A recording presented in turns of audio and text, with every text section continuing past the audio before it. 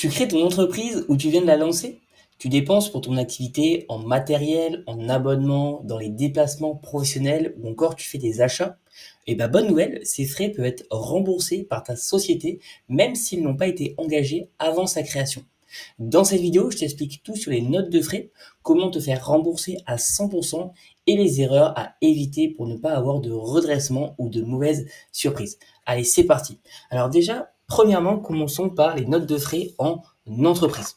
Alors, c'est un document tout simplement justificatif qui va permettre à un dirigeant ou un salarié de se faire rembourser une dépense engagée pour l'entreprise sur ses fonds personnels. Alors, je vais te donner des exemples pour que tu puisses te rendre compte. Donc, premier exemple, ça va être les billets de train pour un salon professionnel. Donc, si tu as l'habitude, dans le cadre professionnel de ton activité, d'aller sur des salons professionnels, et ben, tout simplement, tu vas pouvoir optimiser ces notes de frais au niveau de ton billet de train. Deuxième exemple, l'achat de matériel bureautique. Si tu as l'habitude d'acheter pour ton activité un ordinateur, peut-être un iPad ou encore d'autres choses au niveau bureautique, et ben, tu vas pouvoir le mettre en note de frais. Troisième exemple, déjeuner avec un prospect. Si tu as l'habitude de faire tout simplement un premier déjeuner avec un prospect pour lui parler de comment est-ce que tu peux l'aider, et bien tout simplement, tu vas pouvoir mettre le déjeuner en note de frais. Alors, les conditions au niveau du remboursement. Donc, dépenses justifiées, donc facture, ticket, preuve de paiement. Dépenses dans l'intérêt de l'entreprise, bien évidemment. Dépenses également proportionnées, donc pas de luxe injustifié. Effectivement, si aujourd'hui tu as l'habitude d'acheter du luxe, et ben là ça va pas être possible puisque tu te rends bien compte qu'il va falloir que ça soit proportionné au niveau de ton activité. Et enfin, tu dois ne pas être déjà remboursé autrement, donc carte pro, etc., etc. Donc voilà déjà les conditions au niveau du remboursement de tes notes de frais. Maintenant, je vais te parler tout simplement des dépenses avant la création de ta société. Donc, il y a plusieurs conditions et il y en a quatre qui sont pour moi les principales. La première condition, ça va être les dépenses qui doivent être liées directement à la future activité.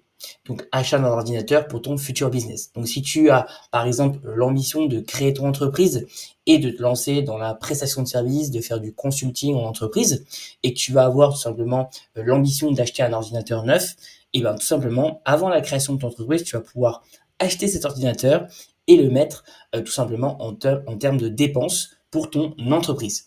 Deuxième condition, elles doivent avoir été effectuées en ton nom personnel. Donc, réservation d'un coworking pour préparer la création, par exemple.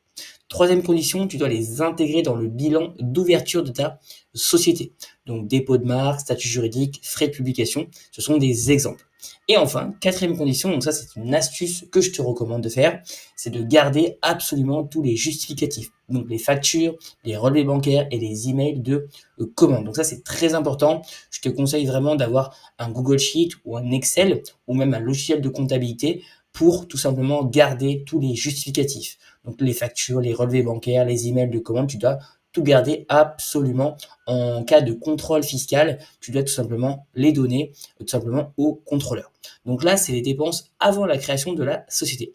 Maintenant, on va voir les dépenses pendant la création de ta société. Donc la société n'a pas encore de compte bancaire, et ben tu paies en perso, mais tu dois lister ces dépenses précisément. Dès que la société a un RIB, bascule sur les moyens de paiement professionnels, bien évidemment. Donc, exemple, tu fais appel à un prestataire pour créer ton site 3 jours avant l'immatriculation. Tu peux te rembourser plus tard si tu déclares tout correctement. Donc, fais les choses vraiment de manière professionnelle et n'oublie pas que dès que la société a un RIB bancaire, tu dois basculer avec un paiement professionnel. Donc moi, même, franchement, je te recommande, avant même que ta société soit immatriculée, déjà, tu peux partir sur un compte bancaire professionnel. Il existe aujourd'hui des banques physiques qui accompagnent extrêmement bien les sociétés, ou tu peux passer également par des comptes bancaires, ce qu'on appelle des banques, donc des néobanques, donc des banques en ligne. Il y a plein aujourd'hui de néobanques qui existent, comme Revolut, Wise, encore Indie qui a lancé son compte professionnel.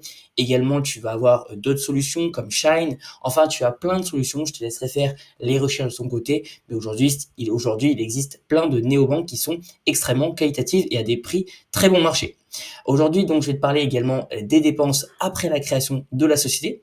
Donc, une fois ta société créée, le plus simple est de passer toutes tes dépenses directement sur le compte pro. Mais parfois, tu es obligé d'avancer certains frais. Et oui, donc je vais te donner des exemples.